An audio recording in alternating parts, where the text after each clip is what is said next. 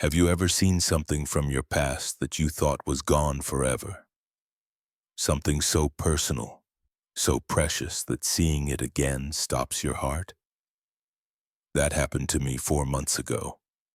And what I discovered didn't just shock me. It revealed a betrayal so deep, so calculated, that it had destroyed my entire childhood. My name is Emma Richardson. I'm 27 years old. I work as a server at high-end events in Manhattan. Weddings, galas, corporate parties. It's decent money. Better than retail, not as good as jobs that require a college degree I couldn't afford. For the past 4 years, I've been invisible. I serve food, pour wine, clear plates, and wealthy people talk around me like I'm furniture.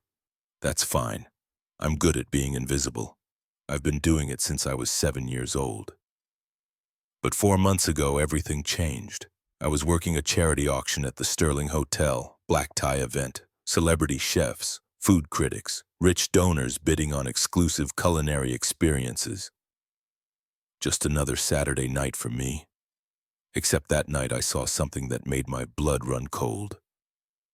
I saw my mother's handwritten recipe book being auctioned for $50,000. The same recipe book I watched a man take from our apartment 20 years ago.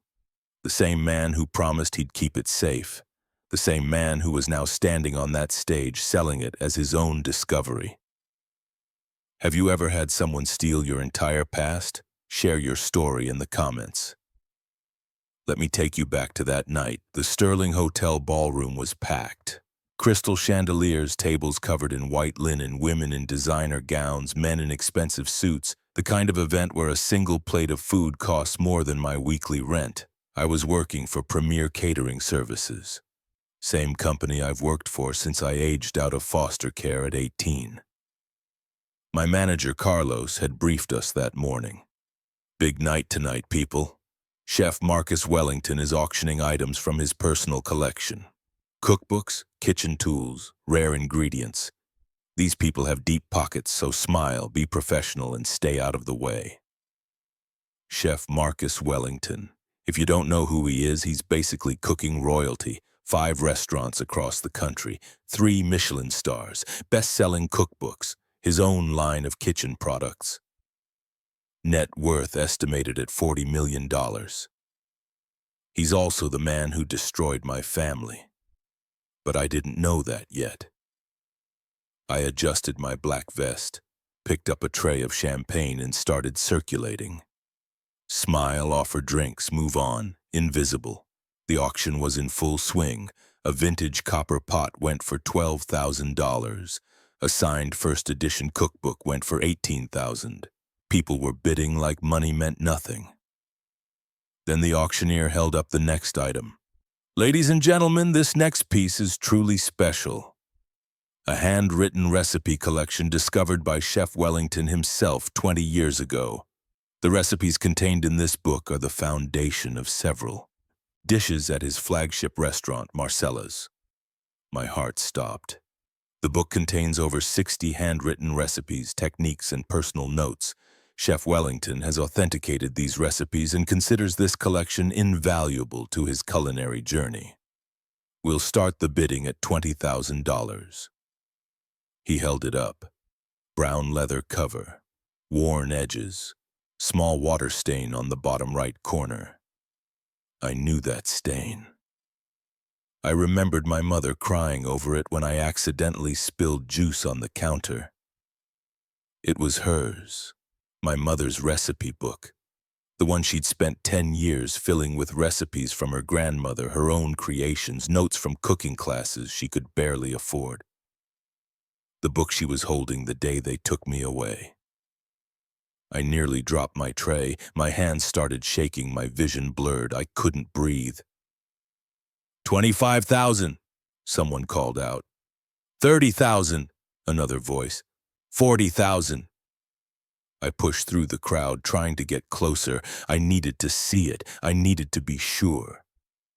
$50,000, a woman in a red dress said confidently. Sold to paddle number 47 for $50,000, the auctioneer announced. No, No, no, no, I pushed forward, but a security guard stepped in front of me. Ma'am, staff needs to stay back.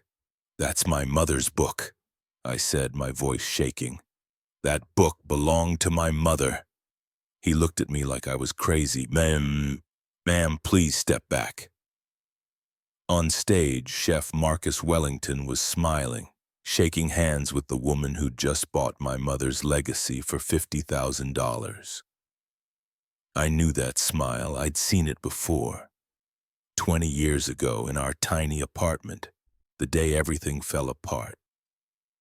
Let me tell you about my mother. Her name was Sophie Richardson. She was 28 years old when she died, the same age I am now. She was a cook, not a chef. She never had formal training, never worked in a fancy restaurant. She cooked at a small diner in Queens, early morning shift, 6 days a week, barely made enough to keep us fed and housed. But she loved cooking. It was her passion, her escape, her dream. That brown leather recipe book was her treasure. Her grandmother had given it to her, half filled with family recipes going back 3 generations. My mother spent years adding to it, testing recipes, perfecting techniques, writing notes in the margins. One day, Emma, she'd tell me, stirring a pot of soup at our tiny stove, one day I'm going to open my own restaurant. Nothing fancy, just a small place where people can come and feel at home, and every dish will come from this book. I believed her. I was 7 years old, and I believed my mother could do anything. That recipe book was everything to her. She kept it in a wooden box on the kitchen counter. She'd take it out every evening after work, sit at our small table and write. Sometimes recipes, sometimes just notes about flavors she wanted to try. I remember sitting next to her doing my homework while she wrote. "Mama, what are you making?" "Just testing something, baby. Here, taste this." She'd offer me a spoonful of whatever she was creating. Sometimes it was good. Sometimes it was terrible. We'd laugh either way. Those were the happiest moments of my childhood. But we were poor, very poor. My father had left before I was born. My mother worked constantly but could barely make rent. We lived in a tiny 1-bedroom apartment with broken heating and cockroaches. One day, someone reported us to child services. I don't know who. A neighbor, maybe. Or someone from my school who noticed my clothes were too small, my shoes had holes. The social worker came on a Tuesday afternoon. His name was David Chen, mid-30s, glasses, nice suit, friendly smile. He knocked on our door. My mother answered. "Ms. Richardson? I'm David Chen from Child Protective Services. I need to speak with you about your daughter." My mother's face went pale. "What? Why, Emma's fine. She's healthy. May I come in?" He came in, looked around our tiny apartment, took notes, asked my mother questions. Income, work schedule, childcare arrangements. "Ms. Richardson, I'm concerned about Emma's living conditions. The apartment is not suitable for a child. I know it's small, but it's clean. Emma has everything she needs. Does she? I see mold on that wall. The heating doesn't work properly. You work 12-hour shifts 6 days a week. Who watches Emma when you're gone? She stays with Mrs. Chen downstairs. She's wonderful with her. Mrs. Chen is 74 years old and doesn't speak English. But she loves Emma. She keeps her safe." David Chen looked at me. I was sitting at the table, terrified. "Emma, are you happy here?" I nodded. "Yes, I love my mama," he smiled. "I'm sure you do." He turned back to my mother. "Ms. Richardson, I'm going to recommend temporary foster placement while we assess the situation. It's for Emma's safety." "No," my mother said, her voice breaking. "No, please, she's my daughter. I can fix this. I'll find a better apartment. This isn't negotiable. I'll return tomorrow with the paperwork." He left. My mother collapsed on the couch, sobbing. I climbed into her lap. "Mama, what's happening?" Nothing, baby. Everything's going to be okay, I promise. But it wasn't okay. The next day, David Chen returned, this time with police officers. My mother was holding the recipe book when they arrived. She'd been cooking, trying to calm herself down. The book was open on the counter. "Please," she begged. "Please don't take her. She's all I have." "It's temporary, Ms. Richardson. If you improve your living situation, Emma can come home." "How long?" "That depends on you." I was crying, clinging to my mother. The officers had to pull me away. As they took me to the car, I saw David Chen pick up the recipe book from the counter. "I'll keep this safe," he said to my mother. "When Emma comes home, you'll get it back." My mother was screaming, begging them not to take me. That was the last time I saw her alive. I spent the next 6 months in foster care, 3 different homes.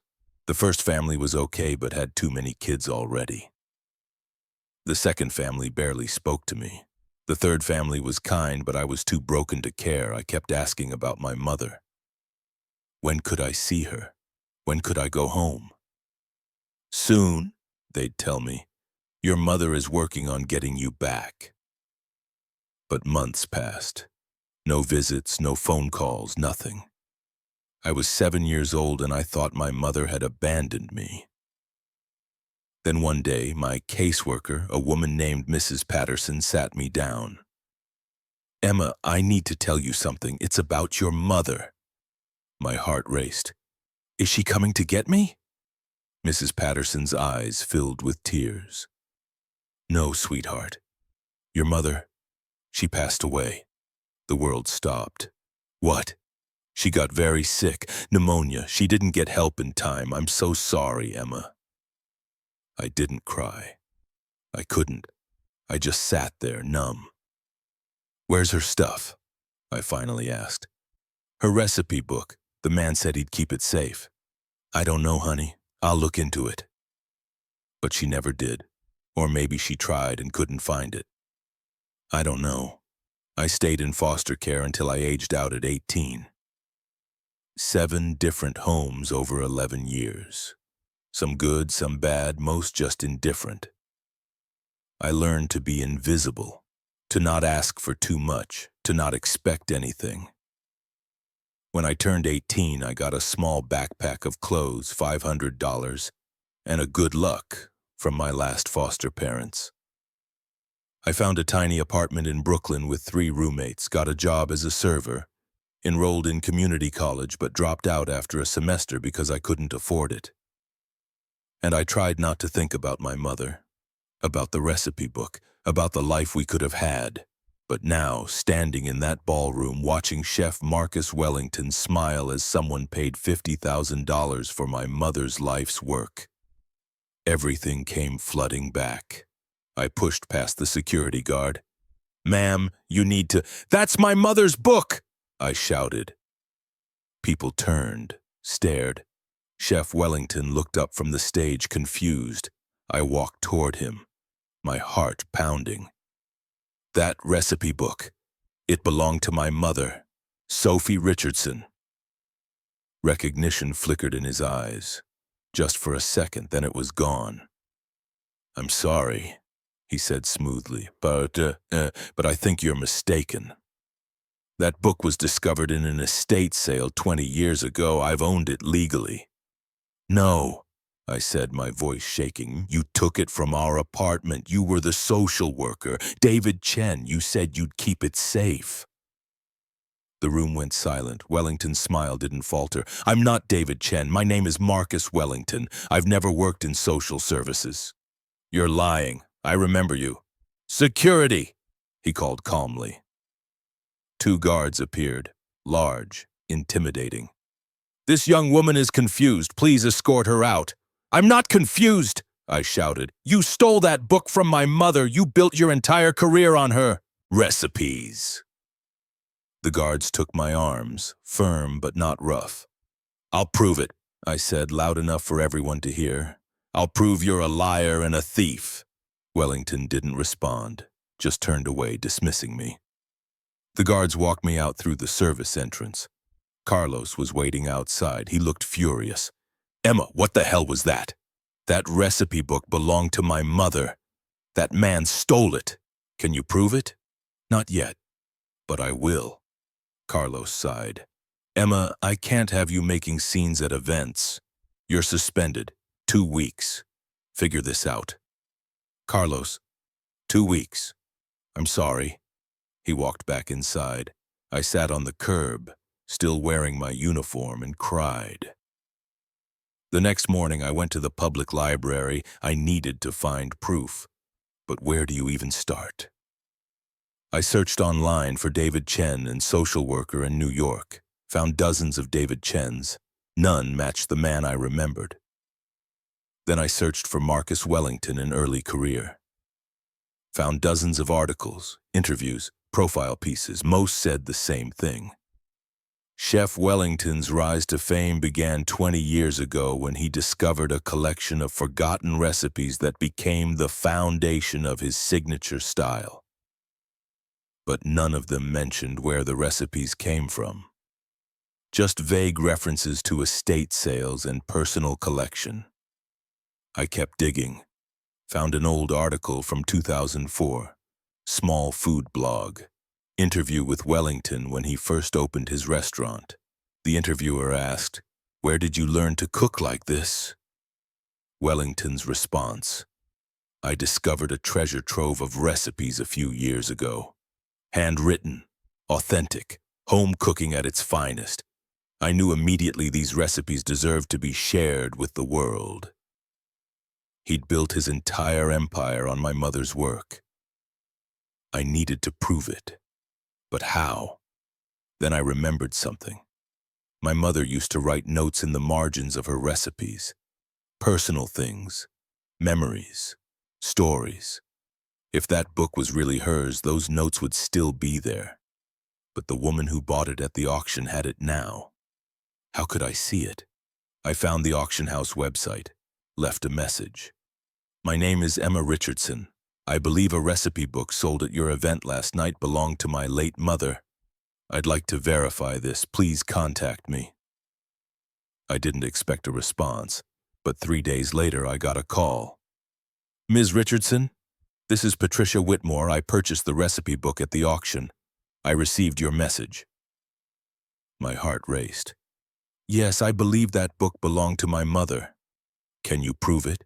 If I could see the book, yes, my mother wrote personal notes in the margins, things only our family would know. Silence. "I'd like to help you," Patricia said finally. "I'm a collector, but I'm not interested in stolen property. Come to my office tomorrow. Bring any documentation you have."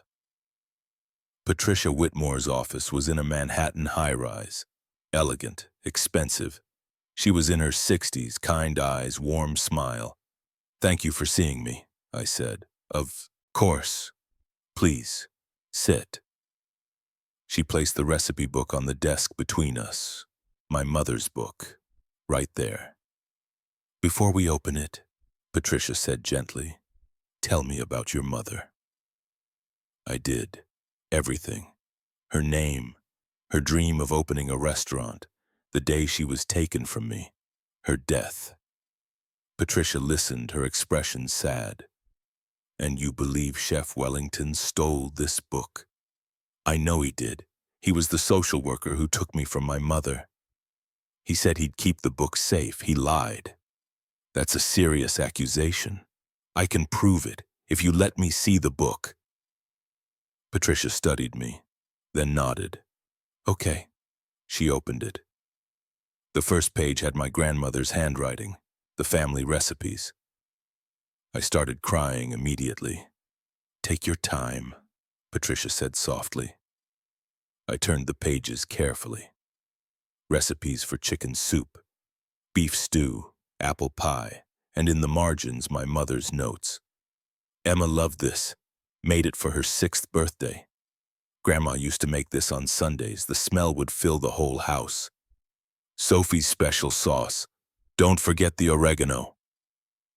My mother's handwriting, her voice, her memories. "This is your mother's?" Patricia said quietly. "Yes." "Then it's yours." I looked up, stunned. "What?" "This book belongs to you. I'll arrange the paperwork. I want no payment. This is your family's legacy." I couldn't speak, could only cry. Patricia handed me tissues, but first we need to deal with Chef Wellington. Because if he stole this from you, he needs to be held accountable. Patricia Whitmore knew people. She connected me with an investigative journalist named Rachel Torres. Rachel had exposed several high-profile fraud cases. We met at a coffee shop in Brooklyn. "Tell me everything," Rachel said. I did, start to finish. Rachel took notes, asked questions, then looked up. "I believe you. But we need more than your testimony. We need documents, records, proof that David Chen and Marcus Wellington are the same person." "How do we get that?" "Leave it to me."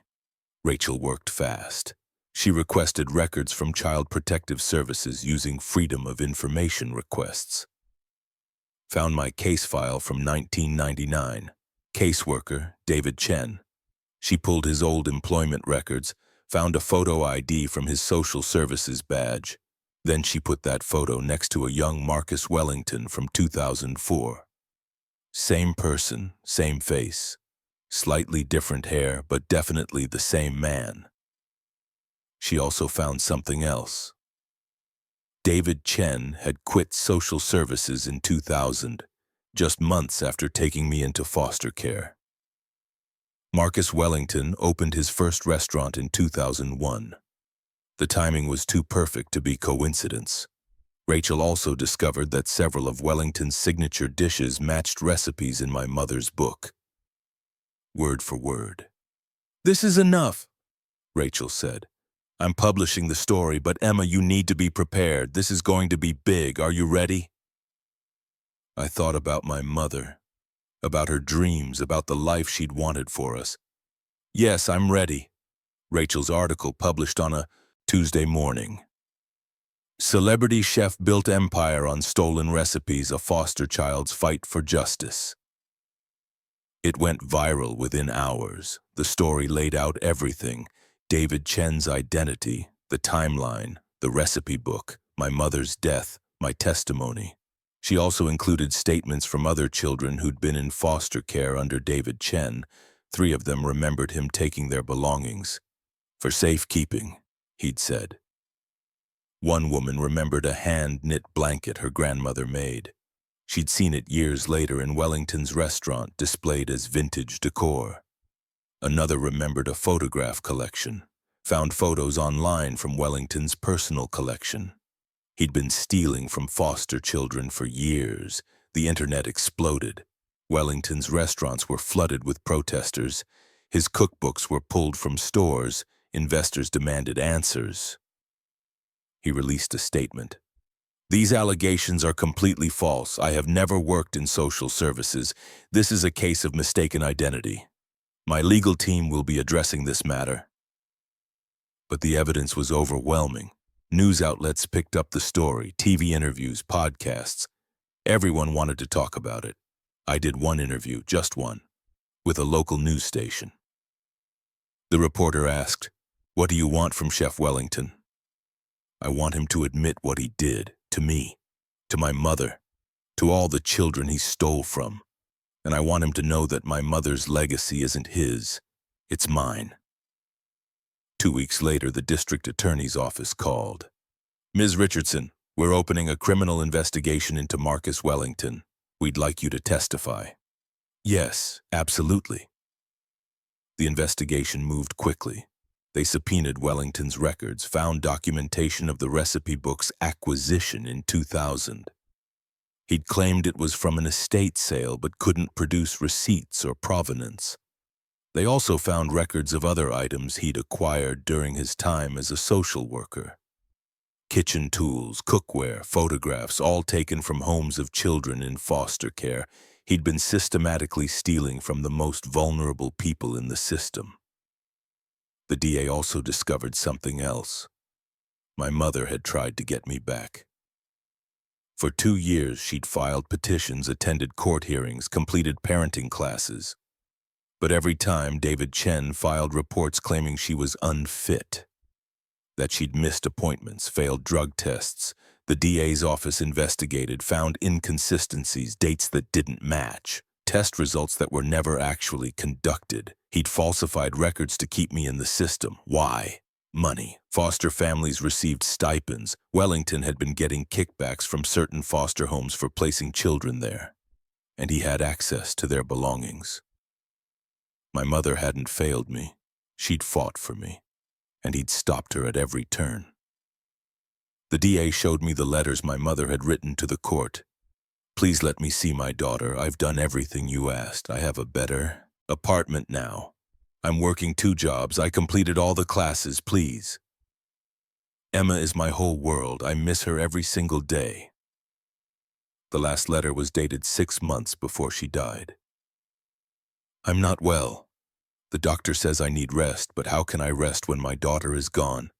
Please, someone tell Emma I love her. Tell her I never stopped fighting. Tell her I'm sorry I couldn't bring her home. I read those letters and sobbed. She'd never given up on me. The trial began 4 months after Rachel's article published. Marcus Wellington was charged with theft, fraud, falsifying government documents, and exploitation of minors. I testified. So did 3 other people who'd been in his care as children. We told our stories, the things he'd taken, the lies he'd told, the families he'd destroyed. The prosecutor presented evidence, the recipe book, the falsified reports, financial records showing the kickbacks. Wellington's lawyers argued that it was all circumstantial, that David Chen and Marcus Wellington were different people, that the recipe book had been legally acquired, but the evidence was overwhelming.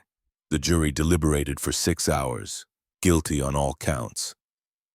Sentencing, 12 years in prison, restitution to all victims, forfeiture of all stolen property. The judge looked at Wellington. You were entrusted with the care of vulnerable children. Instead, you exploited them for personal gain. You stole their belongings, their memories, and in some cases, like Ms. Richardson's, you stole their families. There is no excuse for what you've done. Wellington was led away in handcuffs. I watched him go and felt relief. Not joy, not triumph, just relief. The restitution from Wellington's assets was divided among his victims. My share, $180,000.